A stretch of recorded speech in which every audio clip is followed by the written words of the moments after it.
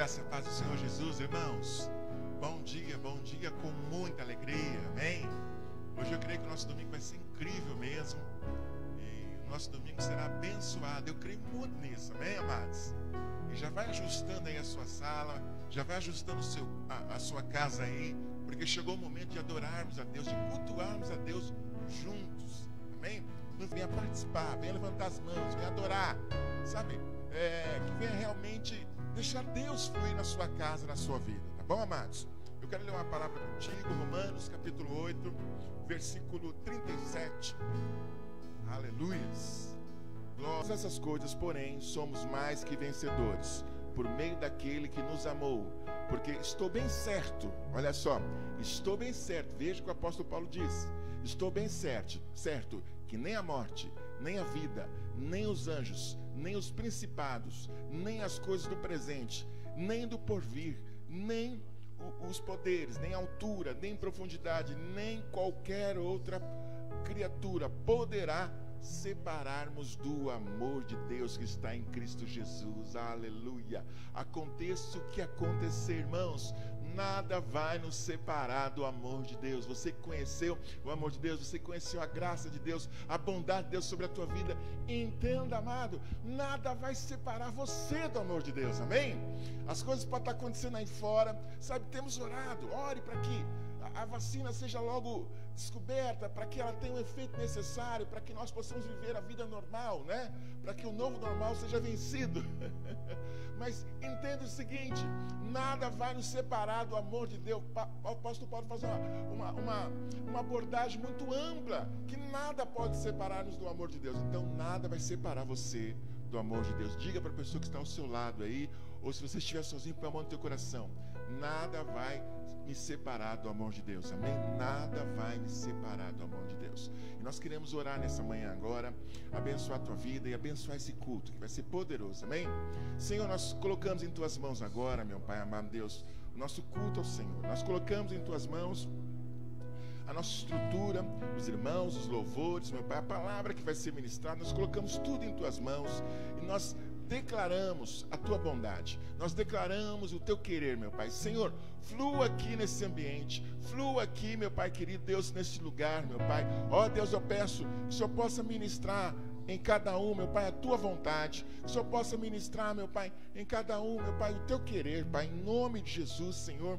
Ó Deus, eu peço que o Senhor possa usar, meu Pai, essa estrutura para abençoar a vida dos irmãos. Espírito Santo, fique à vontade, meu Pai, em cada um, fique à vontade, meu Pai, amado Deus, na vida de cada um, meu Pai, que todos possam compreender, meu Pai, o teu amor. Por isso, Pai, usa esse culto, meu Pai, para cumprir a tua vontade, o teu propósito, Pai. Em teu nome que eu oro, em nome de Jesus. Amém. Vamos cultuar, vamos adorar. Aleluias. Aleluia, Jesus.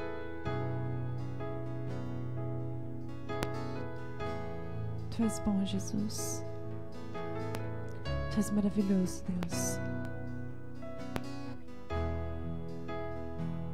Tu és santo, Tu és poderoso. Não existe outro Deus além de Ti. Nós erguemos um trono de glória a Ti, Jesus. Cante isso. Não se turbe o vosso coração, crede em Deus e também em mim. Na casa de meu Pai há muitas moradas. Se não fosse assim, eu não teria dito: vou preparar-vos um lugar. Eu virei, vos levarei para mim mesmo. Vós conheceis o caminho para onde eu vou. Eu sou o caminho, a verdade e a vida. Ninguém vem ao Pai a não ser por mim. Em verdade eu vos digo, porque eu vou para o Pai. Mas aquele que crer em mim, obras maiores fará.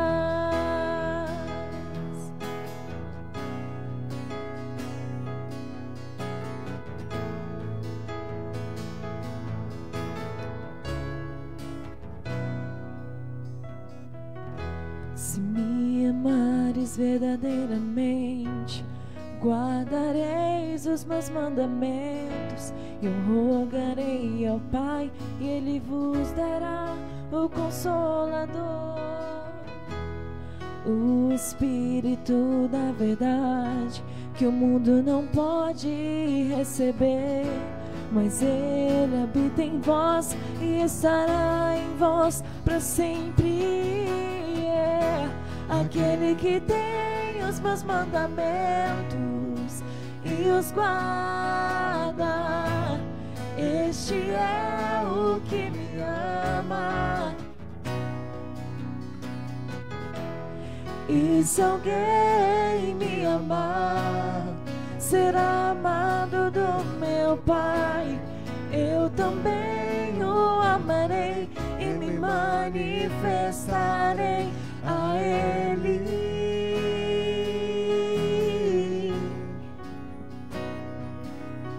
A Ele.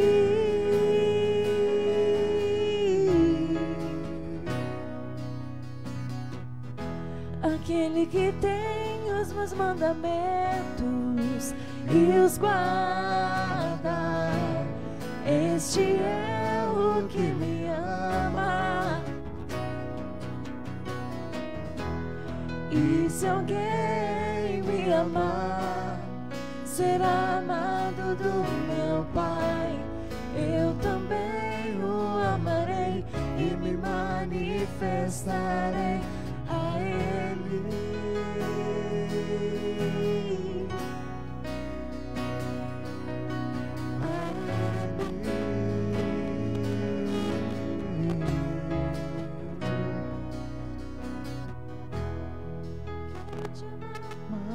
Senhor, quero te amar mais, Senhor.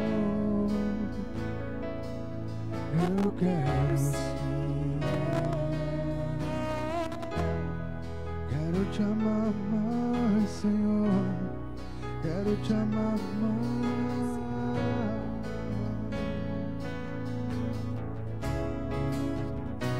Cante isso, aquele que tem os meus mandamentos e os guarda, este é o que me ama.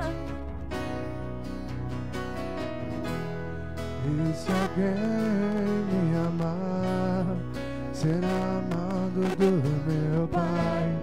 Eu também o amarei e me manifestarei a Ele.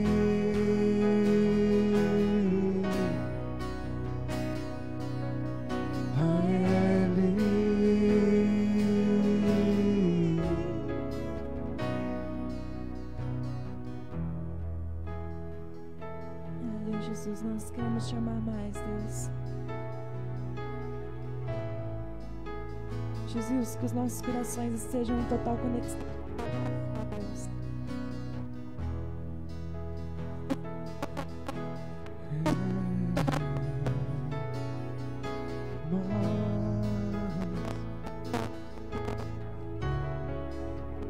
Temos.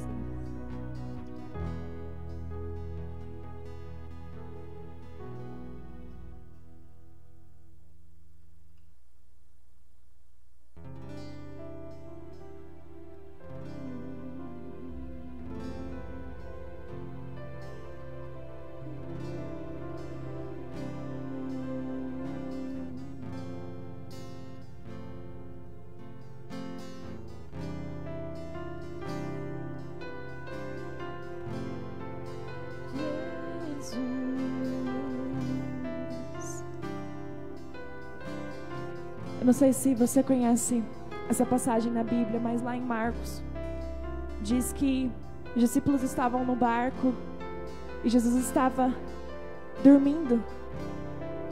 E aí os discípulos começaram a ficar muito aterrorizados, com muito medo, porque o barco começou a balançar, começou a vir um vendaval muito forte. Essa semana eu estava lendo essa passagem, enquanto eu lia, o Espírito Santo começou a ministrar algumas coisas ao meu coração. E aí os discípulos, apavorados, chegaram em Jesus e falaram assim: Jesus, nós vamos morrer, o Senhor não se importa com isso? E Jesus, ele desperta e diz assim: acalma-se, aquieta-se. E Jesus, ele não estava dizendo aquilo apenas para o mar. Jesus também estava dizendo aquilo para o coração dos discípulos. Eles estavam com medo, eles estavam aterrorizados. Mas Jesus disse para o mar se aquietar e disse para o coração deles se acalmar. Gostaria que durante esses dias, gostaria que neste momento você fechasse os seus olhos e lembrasse que Jesus está dormindo na polpa do barco, que Ele está acalmando a tempestade, que Ele está acalmando o seu coração, trazendo a paz que excede a todo entendimento. Eu gostaria que você cresce nessa palavra, de que Ele não só acalmou o mar, mas de que Ele acalmou o coração dos discípulos também. Amém?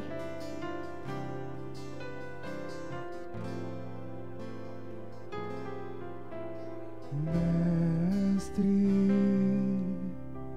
o vento balançou meu barco. Mestre, estou à beira de um naufrágio. Mestre, será que não vês? Será que eu vou perecer? Sinto na pele o frio desse vento. Chego a crer que não estás me vendo. Lembro que estás logo ali na proa do meu barco a dormir. Eu sei que não estou só. Posso crer no amanhã vai ser bem melhor. Só porque? Só porque estás comigo eu posso clamar. Eu acredito, eu não vou naufragar. Só porque estás comigo eu posso clamar. Já tenho fé pra descansar nas ondas de um bravo mar. Sim, eu posso clamar. Mestre, Vem me ajudar.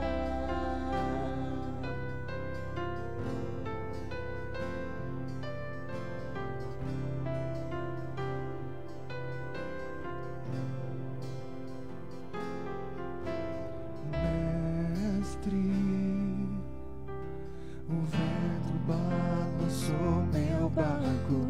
Mestre, estou à beira de um naufrágio. Mestre,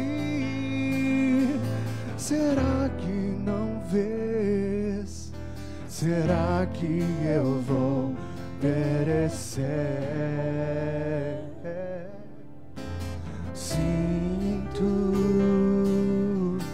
na pele o frio desse vento. Chego a crer que não estás me vendo. Eu lembro que estás logo ali na proa do meu barco a dormir. Eu sei que não estou só. Já posso crer que amanhã vai ser bem Só porque, melhor. Só porque estás comigo eu Posso clamar.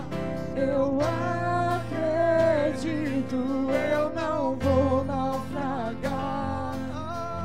Só porque estás comigo eu posso clamar. Já tenho fé pra descansar nas ondas de um bravo mar. Sim, eu posso clamar. Mestre, vem me ajudar.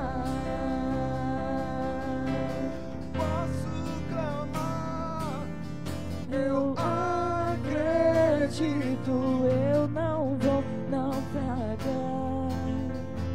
Só porque estás comigo eu posso clamar. Já tenho fé pra descansar nas ondas de um bravo mar. Sim, eu posso clamar. Mestre, vem me ajudar.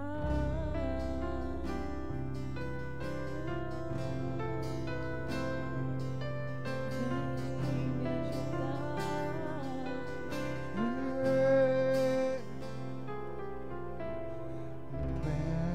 Mestre.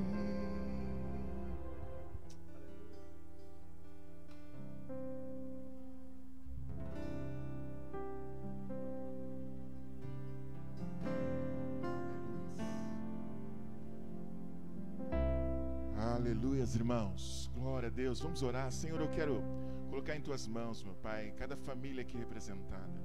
Ó Pai, eu oro pelas famílias, meu Pai, e declaro, meu Pai, que o Senhor é um Deus que acalma as tempestades.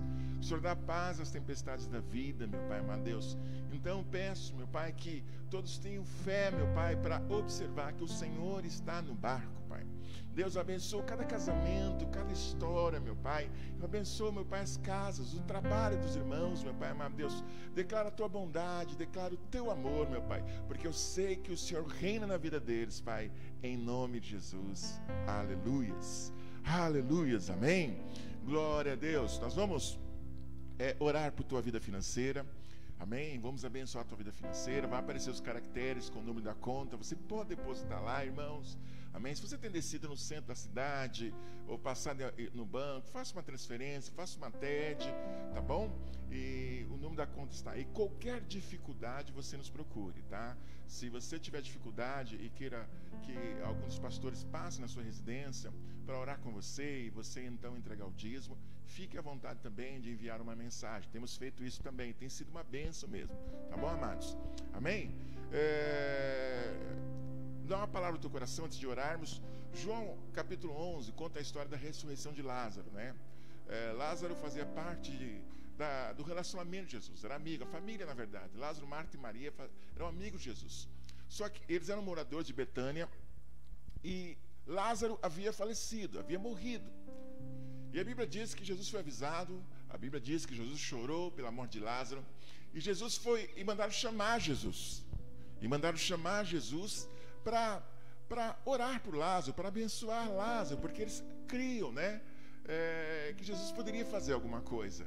Ele estava enfermo e logo após ele faleceu. Olha, interessante, querido, porque eu creio que Jesus pode resolver tudo. E no decorrer do texto do capítulo 11, a Bíblia nos diz que Jesus demorou alguns dias, e quando ele chegou, já fazia 4 dias que Lázaro havia morrido. Ô irmãos, era o fim. Mas quando Jesus chegou, a história toda foi alterada. Diga, Jesus chega, a história é alterada. E dentro dessa questão da história, ela ser alterada com a presença de Jesus, eu quero gerar uma compreensão de que onde Jesus chega, as coisas mudam, as coisas alteram, as coisas, elas encerram, amém? Elas têm um novo formato. Então, eu quero compartilhar com você algo muito simples. Quando Jesus chegou, ele começou a manifestar o milagre de uma forma bem simples, irmãos, e o Senhor ressuscitou Lázaro. Marta e Maria chorando, Marta mais desesperada que Maria, e chorando desesperada porque o irmão havia falecido. Mas Jesus chegou, trouxe vida a Lázaro. O que eu quero dizer com isso? Naquela história fica claro que Jesus foi a provisão necessária para que Lázaro voltasse a viver, amém? Para que ele fosse tirado da morte para receber a vida de Deus, a vida de Cristo, amém? Presta atenção, irmão, quero compartilhar com isso de uma forma bem simples mesmo, quero que você entenda, irmãos. Jesus é a provisão que você necessita, apenas isso. Jesus é a provisão que você necessita.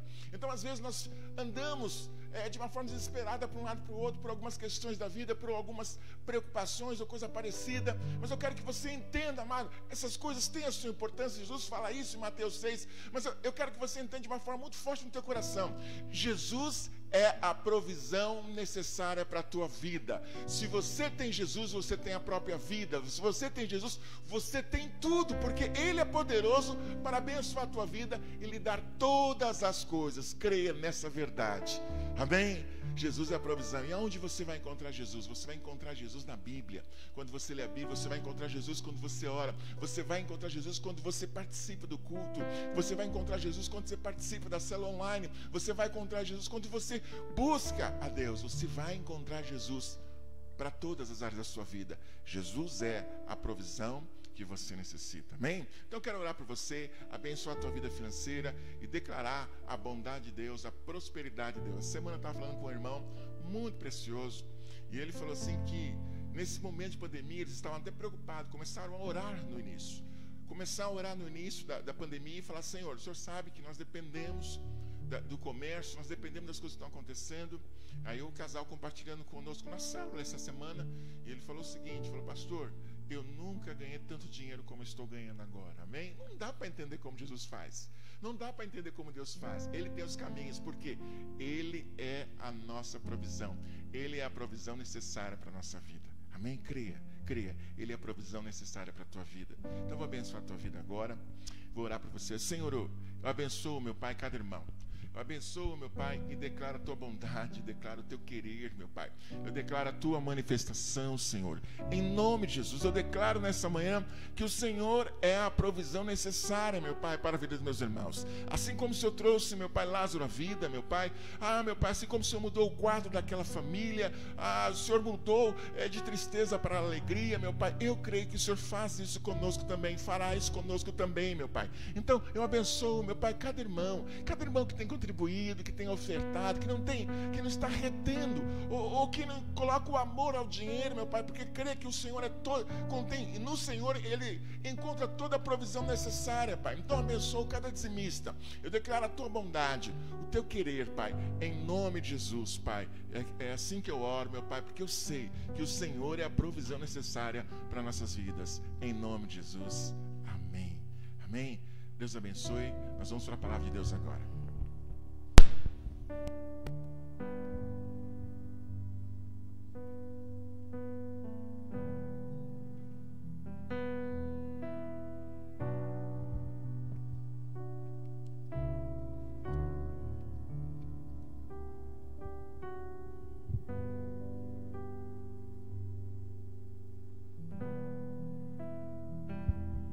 A graça e a paz do Senhor Jesus esteja com todos, amém? Que Deus te abençoe aí na sua casa, te enche o coração de paz, de alegria, porque aonde Jesus está, há liberdade, aonde Jesus está, tem paz, amém? Eu queria dizer uma coisa, por que eu decidi ser um dizimista fiel? Porque quando a gente passa um aperto financeiro, a gente sente mais autoridade de falar com Deus, entende? Não é pela nossa fidelidade, pela nossa lealdade que Deus abençoa, que Deus responde. Deus abençoa porque Ele é bom, porque Ele tem prazer em abençoar. Mas nós precisamos aprender que quando nós somos fiéis a Deus, nós sentimos mais confortáveis para os momentos difíceis, sentirmos que temos autoridade, embora a autoridade não está no fato da nossa fidelidade, não deveria estar, mas nos ajuda muito na nossa consciência, falar com Deus como que você sabe que você está sustentando a obra de Deus, investindo na casa de Deus, no ministério que Deus tem te abençoado, a sua igreja, o seu ministério, amém? Eu estava aqui ouvindo essa canção do Barco, e eu fiquei pensando que quando Jesus dormiu no barco, de fato ele dormiu porque ele estava cansado. E quando os discípulos acordaram Jesus, parece que ele ficou irritado, né? Como você fica quando alguém te acorda e você não estava esperando, né? Não queria levantar-se, sabe? A sua mãe te levanta, bravo, que você está atrasado, você levanta de mau humor. Parece que Jesus também acordou de mau humor. E ele disse: porque vós mesmos não repreendeste o mar, porque vós mesmos não ordenaste ao vento que parasse. Eu quero dizer uma coisa para você: quando você achar que Deus está dormindo, que você está em apuro, em aperto, e Deus está dormindo e Jesus está dormindo, presta atenção. O que Jesus espera de nós? Sabe aquela oração pentecostal? Parece que Jesus quer que você tome o lugar dele e fale como se fosse ele. Você ordena ao mar que para, você ordena ao vento que cessa, porque pelo menos se a sua oração não parar as ondas, não parar o vento, pelo menos você acorda Jesus. Então faz aquela oração pentecostal, faz aquela oração barulhenta, porque pelo menos você acorda Jesus. Acorda Jesus, e quando Jesus acordar e ver que você está fazendo de conta que você é Ele, que você está falando como Ele, que você está orando como Ele, sabe de uma coisa? Vai agradar o coração de Jesus, sim ou não? Né? Que nem você vê o seu filhinho, o seu netinho, em algum momento imitando um adulto, né? É engraçado, a gente acha engraçado, mas acha também muito bom, muito bonito os bons exemplos, amém? Eu quero continuar motivando, encorajando você a essa vida de online, porque é necessário por enquanto, mesmo aqui na Grande São Paulo, os números ainda de infecções e de óbitos estão um pouco alto. Nós estamos orando e com a expectativa que para agosto, né, como eu gosto de brincar, agosto de Deus, as coisas vão melhorar, e nós estamos na expectativa de voltar aos cultos presenciais, tá? Dentro daquele protocolo de cuidado sanitário. Então, peço aos irmãos que tenham um pouco mais de paciência, que a gente está numa esperança, numa expectativa de que esse tempo pandêmico está também acabando, pelo menos diminuindo e nos dando mais confiança, segurança para podermos voltar, amém? Quero agradecer aqui toda a equipe, todos os irmãos que têm abençoado aqui todos os domingos, né, para fazer essa reunião, esse culto online. Irmão Roberto aqui, sempre o pessoal do louvor, uma bênção. A Gabi, o Fabrício, a Angélica, o André, o pastor Robson, sempre estão aqui nos domingos de manhã, para a gente preparar esse culto com o maior carinho, com o maior respeito, né, com a maior reverência que nós temos pelo nosso Deus e carinho por vocês. Estamos sentindo também a falta dos cultos presenciais, de vermos os irmãos, de estarmos juntos, mas de todo jeito está sendo uma grande lição, né? Estamos todos aprendendo muito com esta fase, né? E se é ruim para nós, se é ruim para muitas pessoas, pensa bem que para Deus não está tão ruim assim, porque acabou os baile funk, né? Acabou. Quantas bagunças teriam agora nas farras, né? Nas bagunças aqui das festas juninas, né?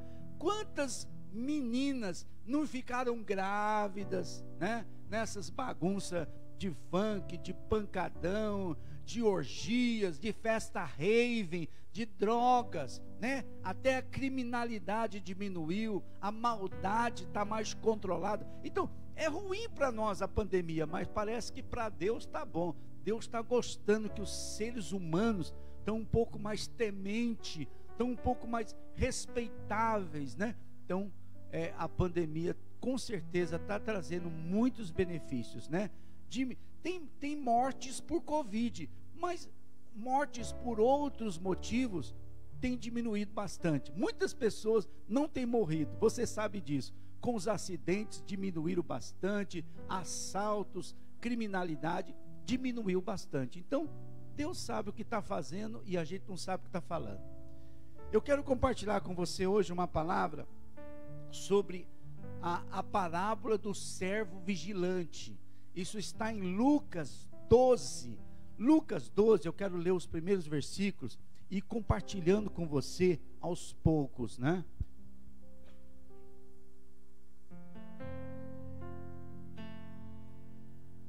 Então, Lucas 12. Jesus conta uma parábola para ilustrar sobre os critérios da justiça de Deus. Como Deus julgará o mundo. Como Deus julgará as pessoas, né? E Jesus que ele fala sobre a importância do servo vigilante, do servo vencedor. Eu gosto muito dessa expressão que nós chamamos de doutrina dos vencedores, que lá em Apocalipse, Jesus manda um recado para as igrejas e fala que em todas as igrejas tem os vencedores, crentes vencedores. E existe uma recompensa especial para os crentes vencedores. E quando você lê a parábola do servo vigilante, lembra que o servo vigilante é o servo vencedor. E Jesus ilustrou dessa maneira. Ele diz que um senhor se ausentou da sua casa e da sua terra. Sede vós semelhantes aos servos que esperam pelo seu senhor. Cingido sejam os vossos corpos, acesas estejam as vossas candeias ou as vossas lâmpadas, para que quando o seu senhor vier e bater a porta, logo lhe abram. Bem-aventurado aquele servo que quando o seu senhor chegar, os encontre assim, vigilantes. Bom, Jesus disse que ele é um senhor que foi embora para outras terras.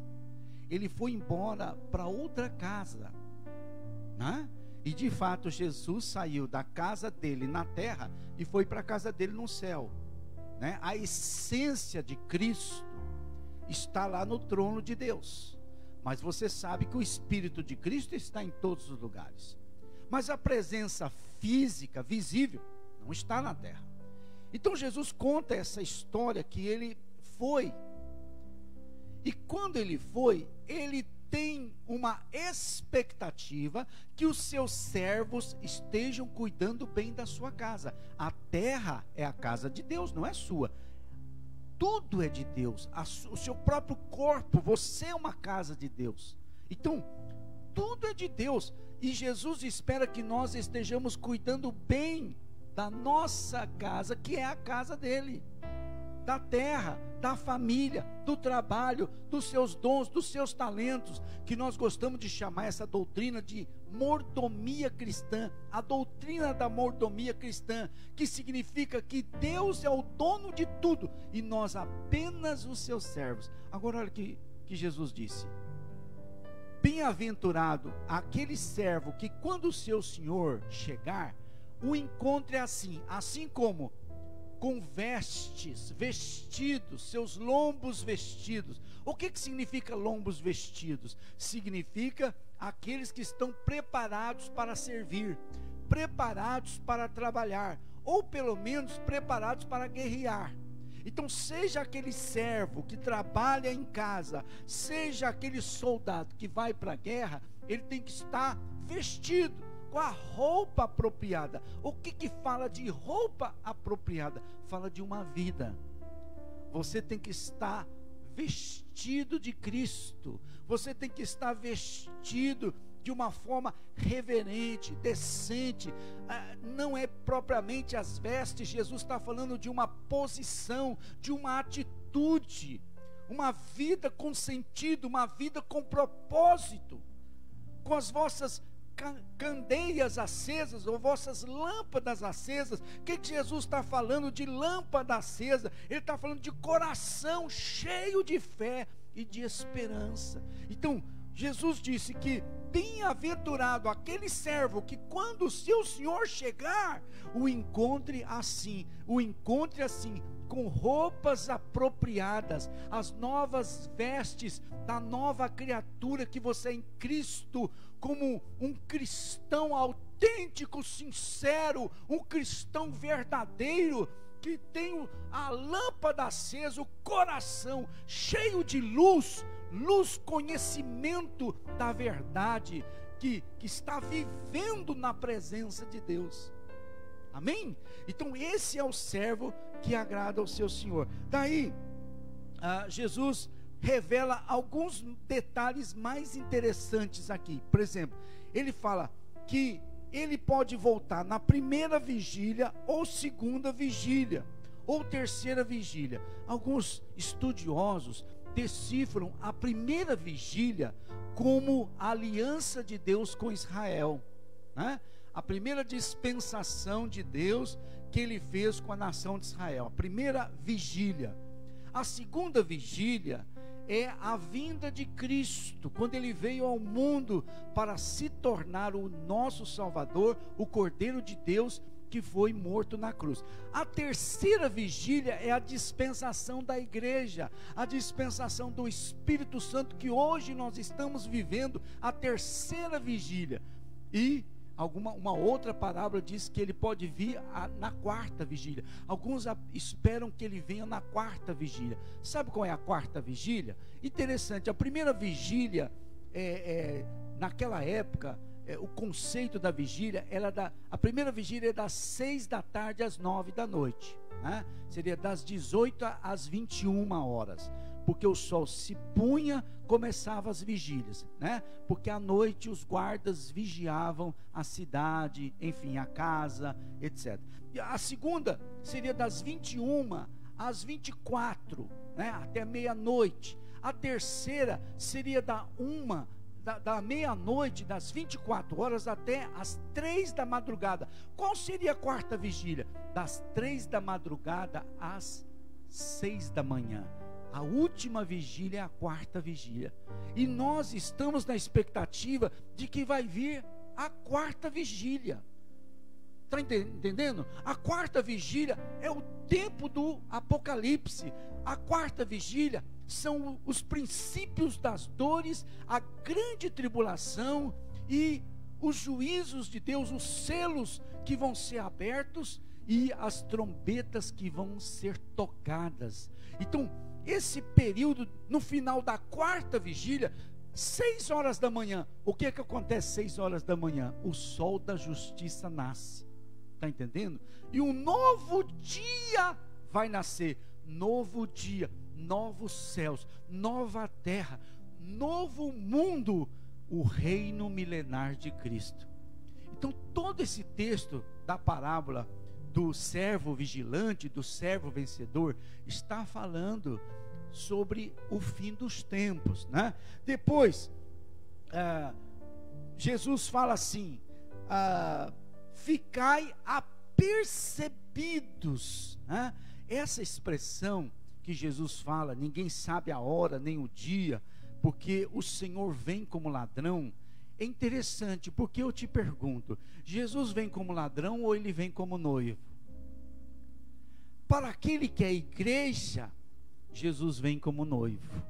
Para aquele que é noiva, o crente vencedor, quando ele vê Jesus, vai ser alegria, vai ser festa. Agora, para aquele que está andando na desobediência, para aquele que está andando na rebeldia, para aquele que está andando num tipo de vida de maldade, de pecado, a presença de Jesus vai ser como um ladrão, que o pega de surpresa.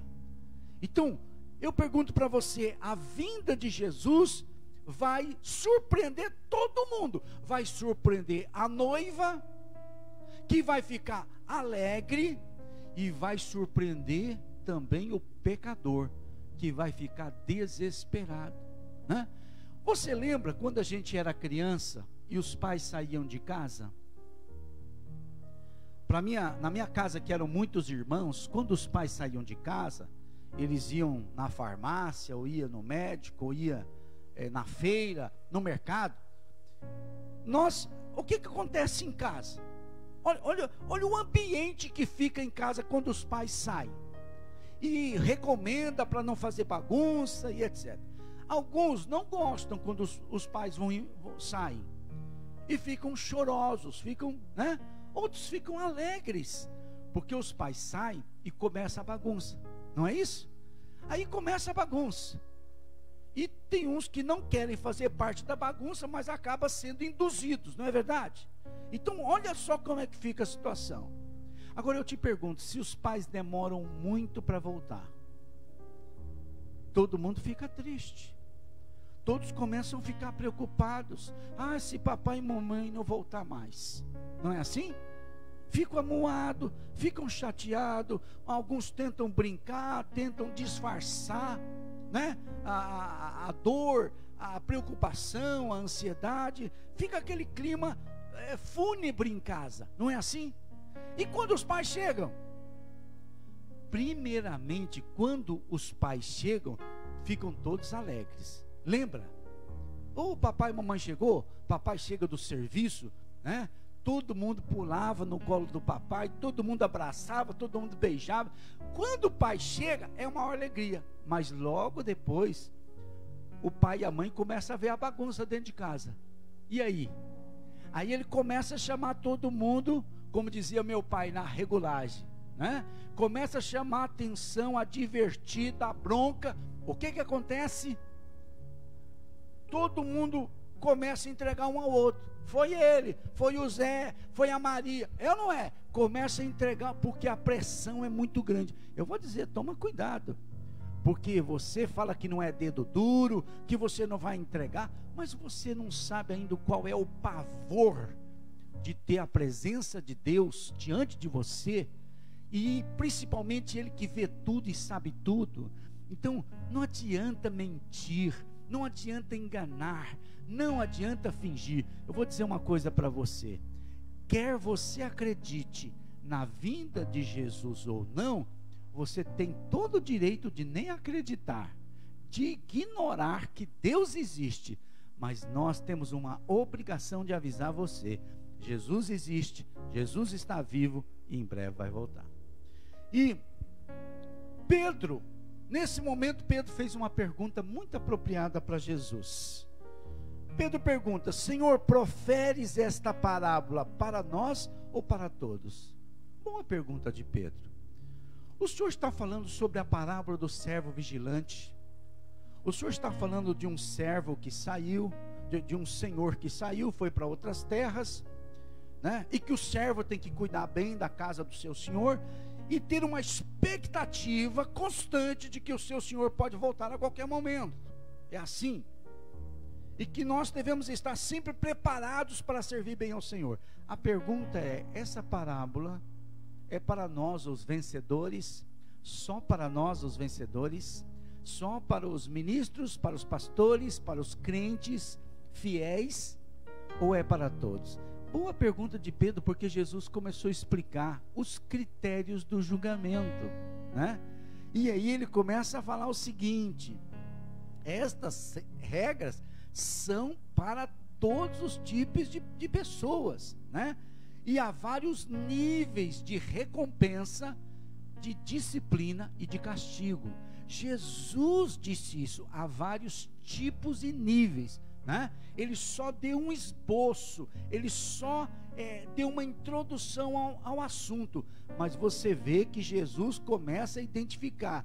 Ele primeiro fala daquele servo mau e negligente, que começa a dizer assim: o meu Senhor tarda em voltar.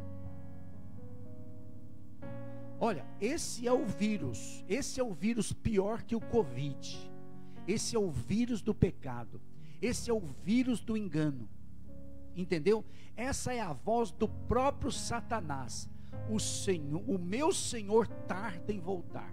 Talvez ele nem volte. Eu vou mais além. Sabe como é que pensa o pecador? Sabe como é que pensa o irresponsável, o homem mau, ímpio? Ele fala: sabe uma coisa? Esse Deus não está nem aí para mim. Esse Deus não está nem aí para nós. Eu acho que ele nem existe. Aliás, nesse texto, Jesus diz que o Senhor foi para um casamento, foi para festas e casamento. Eu quero dizer uma coisa para você: as pessoas incrédulas, ímpias e pecadores, elas tratam Jesus como um Deus irresponsável e fala mal do seu Senhor, porque o seu Senhor está lá, brincando, se divertindo, fazendo festa, indo para casamento, sabe, viajando. Em outras palavras, e nós aqui servos, nos ferrando aqui, trabalhando, cuidando da casa do nosso Senhor, cuidando da fazenda, cuidando do planeta, e o nosso Deus está viajando aí nas estrelas, passeando. Você sabe que é muito perigoso essa atitude de criticar o seu Senhor, porque Ele é Deus, Ele criou todas as coisas, Ele faz o que Ele quer, não se mete na vida do seu Senhor.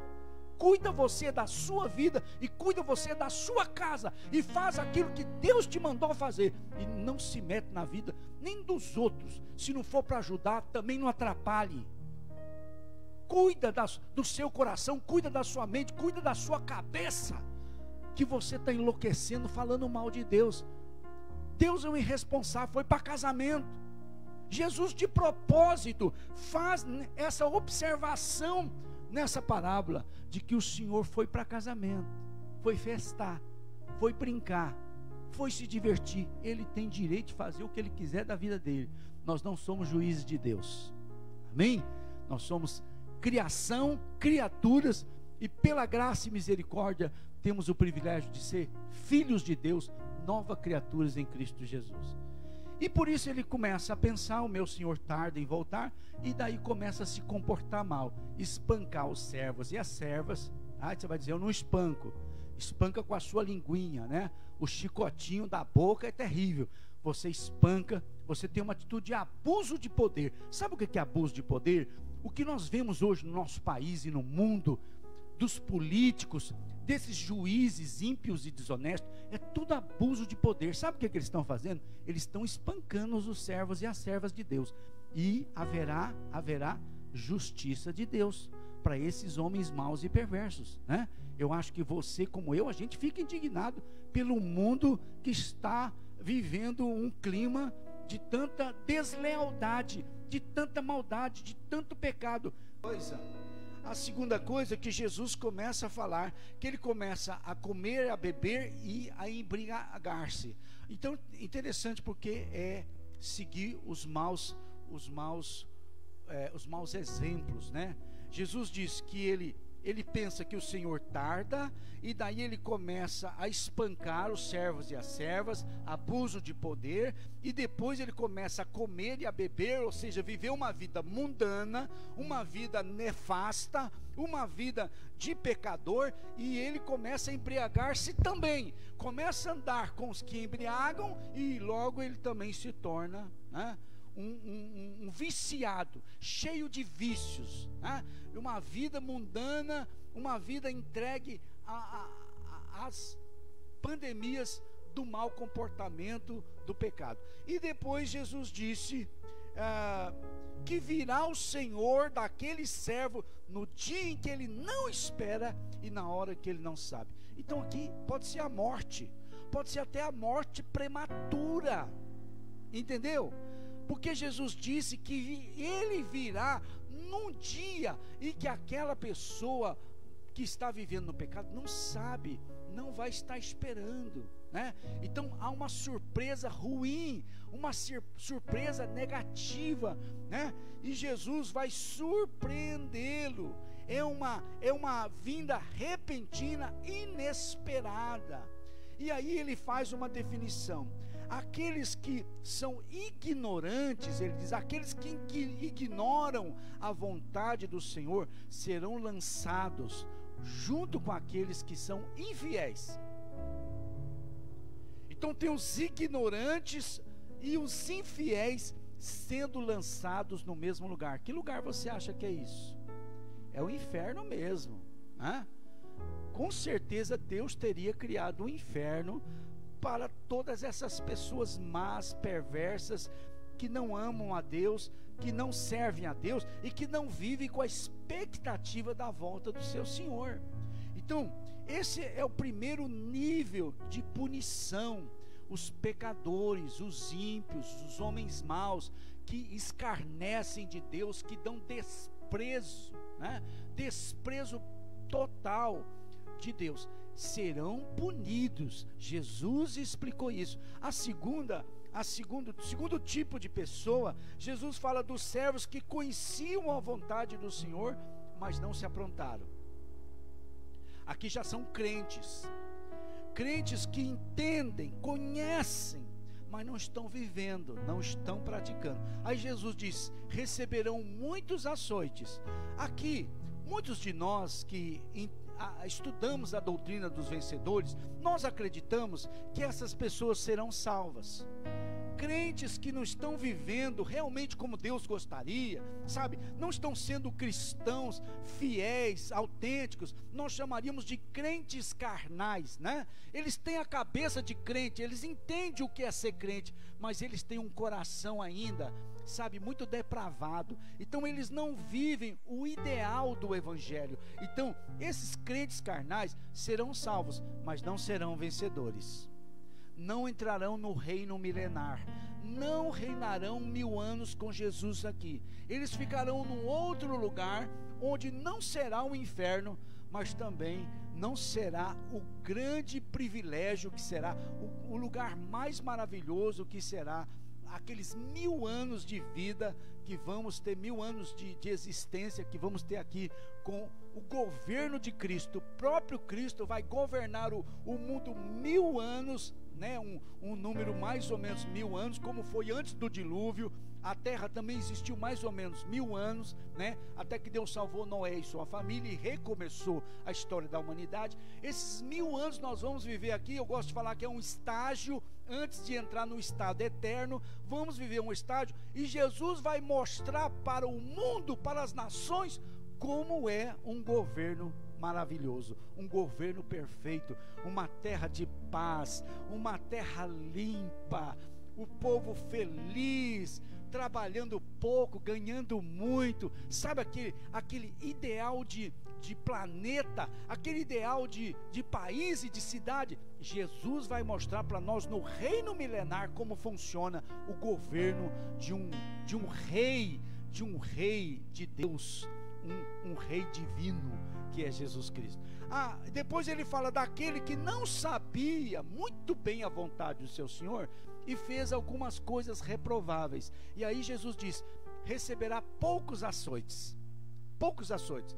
Eu diria que eu creio que ele vai entrar no reino milenar, mas vai entrar sem galardão, pouquinho galardão, entendeu? Pouca recompensa. Esse crente que não sabia muito bem a vontade do seu Senhor, significa os crentes imaturos, os crentes sem muito conhecimento, os novos convertidos, aqueles que não cresceram espiritualmente e que não são propriamente pecadores, mas que realmente não agradam a Deus ainda, não têm uma vida de intensidade, de dedicação, de trabalho para Jesus. Então são aqueles que têm pouco conhecimento e faz algumas coisas reprováveis.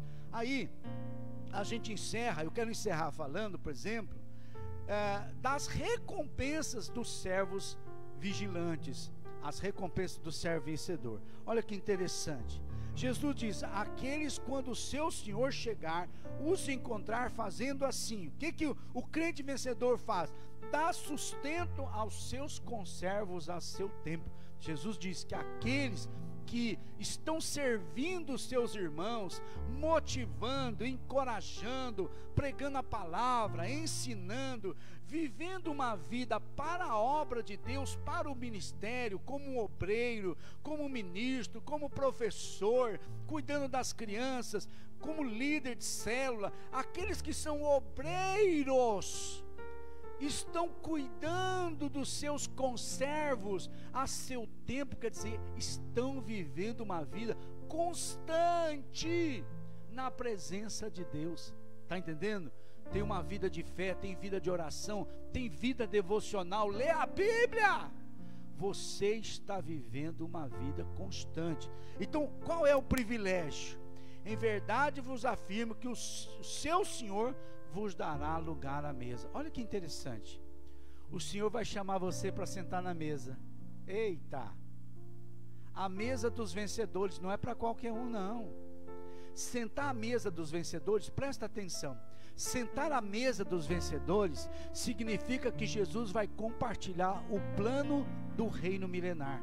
Ei, presta atenção, sentar na mesa do rei significa que você vai fazer parte do governo milenar de Jesus. Aleluia! Jesus diz, você vai ser chamado para sentar na mesa. Segundo, ele, o Senhor Jesus, vai se vestir de servo e vos servirá. Jesus vai nos servir. O que significa? Ele vai compartilhar o seu plano, ele vai te dar as premiações, as condecorações, as divisas, ele vai te colocar numa posição elevada, numa posição de importância no reino. E por fim ele diz, e vos confiará todos os seus bens. Você será promovido. Você será promovido. Para encerrar, eu quero dizer o seguinte: o que faz um servo ficar vivendo ali perto da porta, ou pelo menos atento, para que se alguém bater a porta, ele está pronto para abrir? Você sabe que as portas daquele tempo, das mansões, dos casarões, dos castelos, não tem tranca por fora. Então, mesmo o rei, quando chega, ele tem que, geralmente tem um toque de trombeta, né, anunciando a vinda do seu senhor, a vinda do rei. Alguém toca uma trombeta para um servo correr e abrir a porta. Presta atenção aqui na revelação desse momento. O que faz um servo ficar atento para que quando a trombeta tocar e o Senhor estiver chegando, ele correr e abrir a porta? Você sabe que aqueles primeiros que chegam e abrem a porta são os primeiros a viver a alegria, a felicidade de ver o seu Senhor. E sempre para o Senhor é um bom exemplo. Sempre para o Senhor é uma conotação muito positiva, que aquele servo tinha uma atitude de expectativa. Eram aqueles filhos que estão alegres porque o pai está voltando. Olha que coisa! Você está alegre quando o pai está voltando, ou você vai ficar triste quando o pai está voltando? Sabe o que faz esses servos ficarem à porta? É a fé de que o Senhor vai voltar mesmo, não é brincadeira. Você acredita? Jesus vai voltar mesmo. E segundo, é o amor que ele tem por Jesus, em que ele tem ansiedade de encontrar. Por isso eu vou dizer uma coisa: por melhor que seja a sua vida nessa terra, não se apegue a esta terra, porque o melhor está no céu, o melhor está no reino milenar, o melhor está por vir. Nessa terra, por mais feliz, por mais abençoado que você seja aqui, nunca a terra vai ser melhor do que a próxima vida. Segunda coisa é essa porta. Essa porta significa passagem de nível. Quando você passa por uma porta, você troca de ambiente. Então presta atenção, quando Jesus chegar, nós vamos abrir a porta. Sabe o que vai acontecer? Ele não vai entrar para dentro do castelo, ele vai nos chamar tudo para o outro lado da porta, porque o outro lado da porta já é o reino. Então presta atenção, nós vamos passar a porta, os portais eternos, vamos entrar no reino milenar. Amém? Para encerrar, eu quero dizer para você duas coisas importantes. Jonathan Edwards disse o seguinte, foi um grande pastor, pregador, 1800 e pouco, que evangelizou os índios americanos, um homem de uma linha puritana, muito duro, mas olha só a frase que ele disse: a terra é o único paraíso que os descrentes estão desfrutando, e é o único inferno que nós, os servos de Deus, estamos experimentando. Tá ok? A terra é o único paraíso dos pecadores. Por isso não tem inveja dos pecadores. O paraíso dos pecadores é aqui. E aqui é o nosso inferno. Aqui é o nosso purgatório. O pior que os crentes podem viver é nessa terra, porque a próxima vida é incomparável. Paulo diz, é incomparável. Não dá para comparar. Então, tenha paciência. Charles Hodge, teólogo também inglês, ele disse o seguinte: as pessoas a quem Deus prometeu salvar, Ele prometeu também fazer vigilantes. É bem sobre essa parábola, né? Amém? Aqueles a quem Deus prometeu salvar, Ele prometeu também fazer vigilante. Então Deus está te fazendo um cristão mais vigilante nesse tempo, nesse período, né? Especialmente período de princípio das dores, porque o princípio das dores são fatos, acontecimentos que estão nos anunciando, que estão nos sinalizando a volta de Cristo. Então, nesse tempo, torne-se um crente vigilante, cuidadoso, tá? A palavra vigilante, que eu não tinha dito, mas eu vou dizer para você que no grego é gregorel. Gregorel significa dar assistência, significa dar atenção, ser cauteloso, ser ativo, tomar cuidado para que a negligência e a indolência não provoque nenhuma calamidade repentina que te surpreenda. Ou seja, não faça besteira. Sabe o que é ser vigilante? É ser cuidadoso, não faça besteira, né? Seja cauteloso, seja um cristão ativo, amoroso com Deus, ora, fala com Deus, grita, chora, reclama, né? Geme, mas não fica vivendo uma vida aí descuidada, não, é perigoso.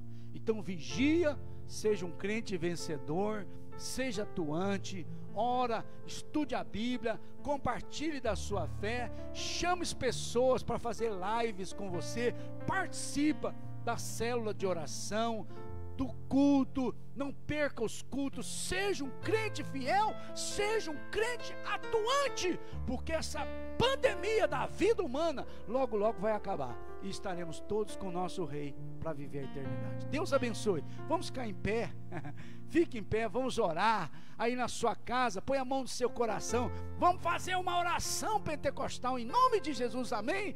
Crentes vigilantes, crentes fiéis e prudentes, crentes que amam o seu Senhor e que vivem na expectativa, qualquer hora o Senhor pode chegar, qualquer hora o Senhor pode chegar, né? Ou nós vamos para Ele, ou Ele vai vir para nós, qualquer hora. Então esteja atento, seja um crente fiel.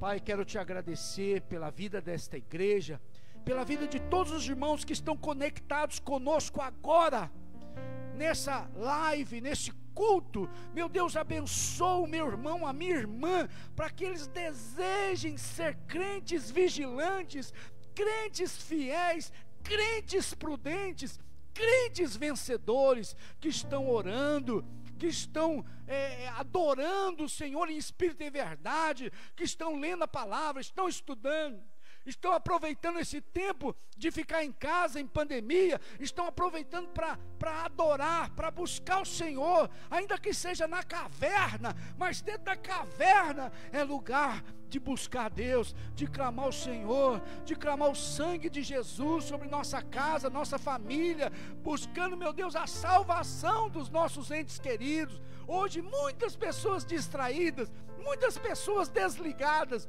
e muitos ainda escarnecendo do Senhor, como era nos dias de Noé, muitos vivendo de maneira dissoluta no pecado, vivendo, ó Deus, uma vida imoral.